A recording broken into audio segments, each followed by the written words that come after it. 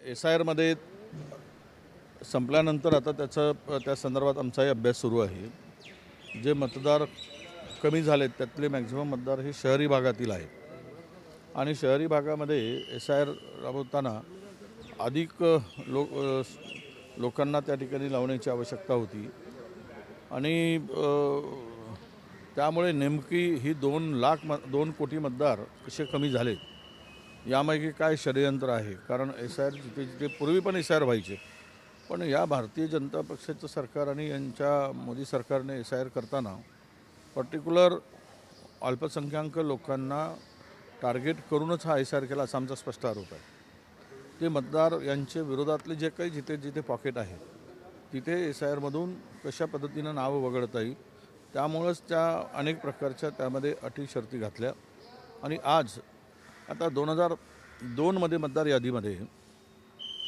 नाव असायला पाहिजेत, आता ते सगळं हे करत असं आता तर तुमचे 2 कोटी SIRच्या याच्यात झाले। मग ज्यावेळेस त्यांनी हे संपूर्ण अंतिम करत असताना डिलिशनमध्ये पुन्हा कमी करतील, डिलीट करताना अनेक लोकांना डिलीट अशी सुद्धा भीती आहे। त्यावर आमचं पूर्ण लक्ष आहे आणि जर असा काही प्रकार केला तर आम्ही याविरुद्ध जनआंदोलन करू आणि याचं उत्तर सरकारला द्यावं लागेल। पंतप्रधानांनी 15 ऑगस्टला तरुणांना किंवा विरोधकांना दिमाखी नक्षल म्हणून संबोधित केलं होतं। आता दिमाखी नक्षल पक्ष पुढे आला, त्याला मोठं समर्थन मिळतं। असं आहे, जे बोलत आहेत ते भांबावले आहेत, घाबरले आहेत, प्राईम मिनिस्टर डर गए म्हणून त्यांच्या बोलण्यातून अशा प्रकारचे वक्तव्य येत आहेत। आणि जर तरुणाला, विरोधी पक्षाला, ज्यांचा इतिहास देशविरोधी राहिला, ज्यांचा इतिहास संविधान विरोधी आहे, ज्यांचा इतिहास देशाच्या स्वातंत्र्याविरोधात होता, त्यांनी दुसऱ्यावर अशा प्रकारचे आरोप करणं ते हास्यास्पद आहे। काल एका महाराष्ट्रातील भ्रष्टाचारी नेत्याची बायको जे भाजपमध्ये आहे तिनं काल राहुल गांधींना खून में देशभक्ती होनी चाहिए, त्याच्या आयला वेळी बाई तुला काय सांगावं, ज्यांच्या घरात ज्यांची आजी 32 गोळ्या छातीवर झेलून तिचा मृत्यू झाला, ज्याच्या वडिलांचे देहाचे तुकडे झालेत, ज्यांचे आजोबा जवळपास 11-12 वर्षे जेलात होते, ज्यांचे संपूर्ण कुटुंब जेलात होते स्वातंत्र्यासाठी, आणि ही एक राज्यातील भ्रष्टाचारा नवऱ्याला वाचवण्यासाठी भाजपमध्ये गेलेली बाई, वेंगळी बाई, ती मात्र गांधीवर आरोप करते आहे। जिथे म्हणजे सूर्याकडे थुंकून बघण्याचा प्रयत्न आहे, तिच्या तोंडावरच आज सगळी थुंकी पडणार आहे।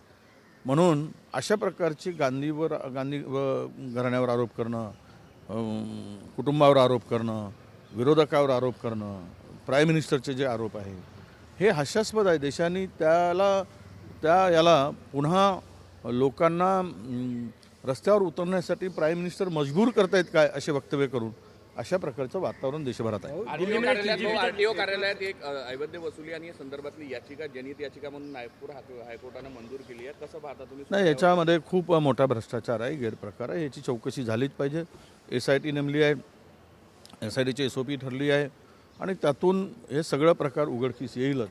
प्रचंड मोठ्या प्रमाणामध्ये लूट जी चालली आणि लोकांना त्रास देण्याचं काही चालणं आहे, त्यातून मात्र नक्की यातून मार्ग निघेल आणि याला कुठे ना कुठेतरी ब्रेक लागेल असा मला विश्वास आहे। एकनाथ शिंदे काँग्रेसमध्ये येणार होते असं हुसेन दलवाई यांनी म्हटलेलं आहे, पण काँग्रेसच्या काही नेत्यांनी त्यांना विरोध केला। नाही, मला माहीत नाही आणि त्याच्याशी मी कधी ऐकलं नाही आणि मी कधी काही त्या संदर्भात चर्चा झाल्याची माझ्या तरी माहिती नाही। दिल्लीत CJPचं जे आंदोलन झालं त्या आंदोलनामध्ये अरुण ढेलके जो एक सक्रिय नक्षल म्हणून त्याला 8 वर्षे शिक्षा झाली, तो तुरुंगवास भोगून आला, तो देखील त्यात सहभागी होता। त्यामुळे अशा प्रकारे काही नक्षल समर्थक किंवा पूर्वश्रीचे नक्षल या आंदोलनात सहभागी असल्याचं सुरक्षा यंत्रणेच्या रेकॉर्डवर आलेलं आहे। असेल ना, हौशे गाच असतात, त्याला शिक्षा झाली, तो बाहेर आला, शिक्षा भोगून आला, सुधारला असेल, खून केला माणूस, एखाद्याचा खून झाला असेल रागाच्या भरात किंवा खून केला असेल, त्याला तो जर तिकडे कोणाच्या आंदोलनात गेला तर त्याला काही निमंत्रण थोडी देऊन बोलवलं आहे, तो स्वतःहून गेला। नाही तू ये आता नक्षलवादी होतास, तो आमच्या आंदोलनात आहे असं कोणी म्हटलं काय? म्हणजे तरुणाच्या चळवळीला बदनाम करण्यासाठी नवीन कारणं शोधून त्यामध्ये बदनाम करणं हेच त्यामागचं षडयंत्र आहे. आधी मुंबईला जाम करा मगच देशाचा मान मिळेल अशा पद्धतीने 10,000 मनोज कोटी जरांगे यांनी थकीत आहे केलं. कंत्राटदाराचं. करण्याचा इशारा दिला आहे. करू द्या आता ते. मी सांगितलं आता सरकार बघेल आणि ते बघेल. ते दोघेही बघून घेतील एकमेकाला. वारंवार सरकारने घुटणे टेकलेच आहेत त्यांच्या दरबाराच्या जाऊन जरांगे पाटलांच्या. आता सरकारला किती झुकवतं, सरकार त्यांना झुकवतं, हे आम्ही बघू. कोण कोणाला जाम करतं आणि सरकार किती वेळा जाम होतं आणि कशामुळे जाम होतं हे आता आम्हाला पाहायचं आहे. मुंबई जाम राज्यातल्या करतं. कंत्राटदाराच्या 90,000 कोटी थकीत असल्यामुळे ते आता आजपासून आंदोलन सुरू झालेलं आहे कंत्राटदाराचं. प्रचंड उधळपट्टी दुसऱ्या नवीन कामावर चालली. रस्त्याच्या आणि मोठमोठ्या रस्ते समृद्धी आणि आपला काय म्हणतो त्याला शक्तीपीठ सारख्या आणि कंत्राटदाराचे पैसे देण्यासाठी हे होतं. तुम्हाला इतरांचे ज्यामध्ये आता भ्रष्टाचार चालला आहे कुंभमेळ्याच्या कार्यक्रमामध्ये जे काही प्लॅन केला आहे 33,000-32,000 कोटीचा, त्यामध्ये प्रचंड भ्रष्टाचार आहे. हे पैसे उधळण्यासाठी आहेत का? आणि ठीक आहे, एवढे पैसे लागतात कशाला? कुंभमेळा करायलाच पाहिजे. पण 10,000 कोटीमध्ये झालं असतात. 30,000 कोटी लावून काय करणार आहे? त्यातून अर्धे पैसे खाण्यासाठी हा कुंभमेळा होतो आहे. म्हणून कंत्राटदारांना देण्यासाठी पैसे नाही, पण या सगळ्या गोष्टीसाठी पैसे आहेत. आज कंत्राटदार आत्महत्या करतो आहे, कर्जबाजारी झाला आहे, उद्ध्वस्त झाला आहे. ग्रामीण रस्ते असतील, शहरी कुठल्याही रस्त्याची कामं असतील, कंत्राटदार करत नाही कारण त्याला पैसे मिळत नाही. तो बँक करप्ट झाला आहे. मग पहिले पैसे त्यांचे द्या ना आणि मग हे सगळे गोष्टी करा. पण नाही, फार थोपटून घेण्यासाठी वाटेल ते धंदे चालले आहेत. भाऊ 21 तारखेला केंद्रीय मंत्रिमंडळाचा विस्तार होणार आहे. धर्मेंद्र प्रधान यांची पूर्ण वर्णी लागणार आहे असं म्हटलं जात आहे. मला माहीत नाही, त्यांचं ते बघून घेतील. 52 लाख नोंदी सापडल्या अशा न्यायमूर्ती संदीप शिंदे समितीचं म्हणणं आहे. 58 लाख या नोंदी ज्या ओबीसीच्या या आंदोलनानंतर मोठ्या प्रमाणात सापडल्या मराठवाड्यामध्ये. तुमचा आकडा काय, ओबीसी किती नोंदी सापडल्या? नाही, असं आहे की पंजाबराव देशमुख साहेबांनी या सगळ्या ओबीसींना विदर्भातील आपण ओबीसी म्हणून त्यावेळेस घेतलं. त्यावेळेस खरे ओबीसी होते ते बरोबर, जे कुणबी समाज होता तो आला. जे मराठा होते ते दूर राहिले. मराठा आणि कुणबी एक आहे असं म्हणायचं आहे का? ते होऊ शकत नाही. मग या नोंदी सापडल्या कशा? शिंदे समिती नेमली कोणी? शिंदे कोण आहेत? याचा जर अभ्यास केला तर त्याचं उत्तर कळेल.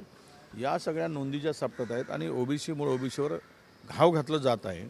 ओबीसी म्हणजे मला कळत नाही जरांगे पाटलांचं. मला त्यांनाही सांगायचं आहे की तुम्ही ओबीसीमध्ये या 378च्या एवढ्या मोठ्या समूहाच्या जातीच्या कळपा देऊन करणार काय? तुम्हाला काय मिळेल? हां, तुम्ही एवढंच करू शकाल, आमच्यामध्ये येऊन आमचं सगळं हिरावून घेऊन जाल. आमचे 357 जागेंना वाऱ्यावर सोडाल तुम्ही, त्यांना उद्ध्वस्त कराल, एवढंच करू शकाल. बाकी तुम्हाला अधिकचं काय मिळणार आहे? आज आरक्षणाची मर्यादा ठरलेली आहे. तुम्ही ते आरक्षण वाढवण्यासाठी प्रयत्न केला पाहिजे.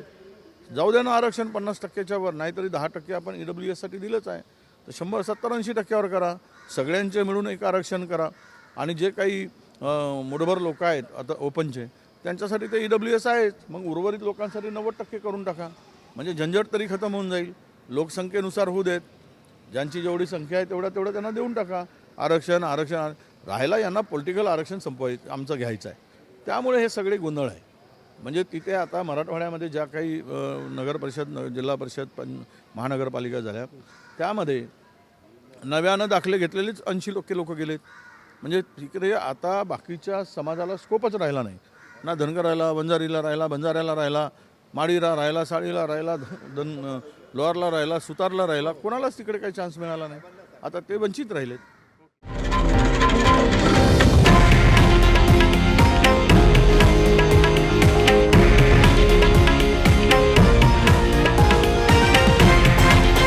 हे आहे देशातील नंबर 1 न्यूज नेटवर्क आणि आपण पाहत आहात TV9 मराठी, एकमेव.